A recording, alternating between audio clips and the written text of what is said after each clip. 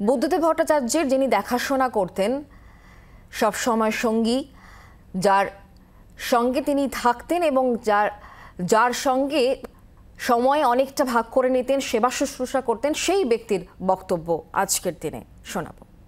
আপনি দীর্ঘদিন বুদ্ধবাবুর সঙ্গে রয়েছেন, আপনি ওনার দেখাশোনা 4 বছর ধরে রয়েছেন ওনার সঙ্গে, মানে কোনো সময় ওনার সঙ্গে কথা বলার সুযোগ হয়েছে কিছু? হ্যাঁ, প্রথম উনি অনেক রকম কথাই বলেছেন আমার সাথে, অনেক রকম গল্পই করা হয়েছে। আমি যেহেতু প্রথমবার এসেছি তো আমাকে খুবই ভালোবাসতেন, তো প্রথম থেকেই আমাকে খুবই নিজের মতোই মনে করতেন। উনি খাওয়ার আগে আমাকে খেতে বলতেন, উনি ওনার জন্য কিছু খাবার আনলে উনি আমাকে দিতেন। আমাকে বাইরে খেতে না পাঠিয়ে উনি খেতেন না রাতে, এরকম ধরনের। রাত্রে কি খেলেন, মানে রাতে যেরকম খাবার খান সেরকমই, ভাত, ডিমের তরকারি, আলু পটলের তরকারি ছিল, নর্মাল খেলেন? হ্যাঁ, নর্মাল যেরকম যা খান সেরকমই খেয়েছেন। সকালেও যেরকম নর্মাল জলখাবার খাওয়ানো হয়, চা বিস্কুট খাওয়ানো হয়, সবই খেয়েছেন। মেডিসিন খাওয়ানো হলো, মেডিসিনটা উনি খেতে চান, মেডিসিনটা তুলে দিয়েছেন। বমি হয়নি, উনি বার করে দিয়েছেন, গিলতে চান না। অসুস্থতার কারণে হবে বা শ্বাসকষ্টের কারণে। তারপরে বাইপ্যাপ দেওয়া হয়েছে, ডাক্তারবাবুর অনুমতি অনুযায়ী বাইপ্যাপটা দেওয়া হয়েছে। বাইপ্যাপ দেওয়ার পরেই উনি অনেকে আর কোনো রেসপন্স পাওয়া যায়নি ওনার কাছে। আর কোনো রেসপন্স? কালকে রাত্রে লাস্ট কোনো কথাবার্তা কিছু হয়েছিল? না, কথাবার্তা সেরকম কিছু হয়নি। উনি অসুস্থ তো, কথাবার্তা কতদিন ধরে বন্ধ? কথাবার্তা এমনি বলেন, না মুখেও কথা বলেন। ওনাকে কিছু বললে উনি কথা বলেন, না বললে উনি বলেন না। ওনার মতো খাওয়া, শুয়ে থাকা, সেইভাবে। ওনাকে আমি কিছু কোশ্চেন করতাম, উনি বলতেন। এবার আমার একটা আগ্রহ জাগতো, এইরকম পজিশনে যেহেতু এসেছি, আমার একটা আগ্রহ জাগতো যে ওনার কাছে কিছু এইসব জানার। কোনো একটা জায়গায় কখনো মনে হয়েছে যে উনি প্রাক্তন মুখ্যমন্ত্রী ছিলেন বুদ্ধদেব ভট্টাচার্য, সেই দুর্দণ্ডটা? না, ওনার মধ্যে ওনার সেরকম কোনো, ওনাকে দেখে মনে হতো না। উনি একদম সাদা সিধে মানুষ, নর্মাল, মানে সাধারণ মানুষের মতো আচার ব্যবহার ওনার। আর ওনার সাথে আমি কথা বলে কোনোদিনই মনে হয়নি যে উনি একজন মুখ্যমন্ত্রীর সাথে কথা বলছি।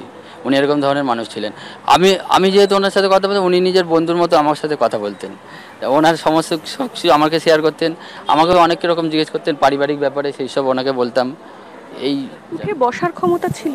হ্যাঁ, বসতেন, উঠে বসতেন, অনেক একটু ধরিয়েও বসিয়ে দিতে হতো। আমি আসার পরে ওয়ার্কআউট দিয়ে উনি হাঁটাচলাও করতেন। না, গতকাল করেন। জ্বরটার কিছু হয়েছিল?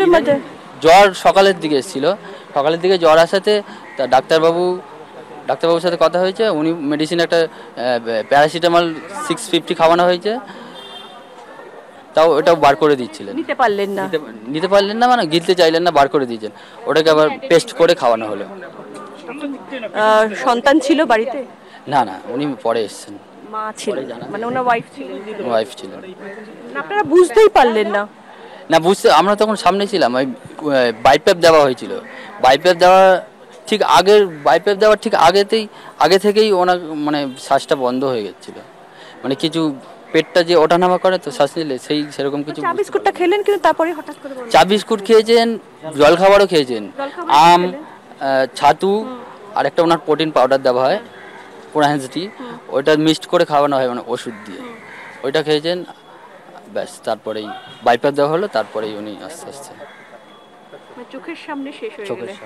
কষ্ট তো হবে। এত 3.5-4 বছর ধরে কাজ করছি, দেখলে তো কষ্ট লাগবে। মানে কোনো সময় মনে হয়নি যে উনি বুদ্ধদেব ভট্টাচার্য, মানে মুখ্যমন্ত্রী বুদ্ধদেব ভট্টাচার্য? আমি ওনাকে দেখেছি নিজের পিতাকে যেইভাবে সেহ করা হয়, সেই সূত্রে সেইভাবেই আমি ওনাকে দেখতাম। সুতরাং কষ্ট তো লাগবেই।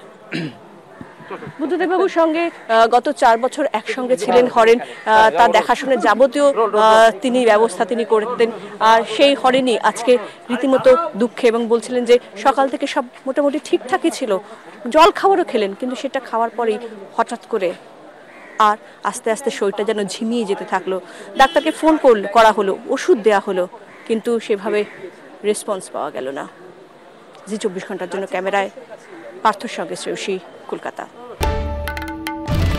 বাংলার আওয়াজ, বাঙালির আবেগ, জি 24 ঘন্টা।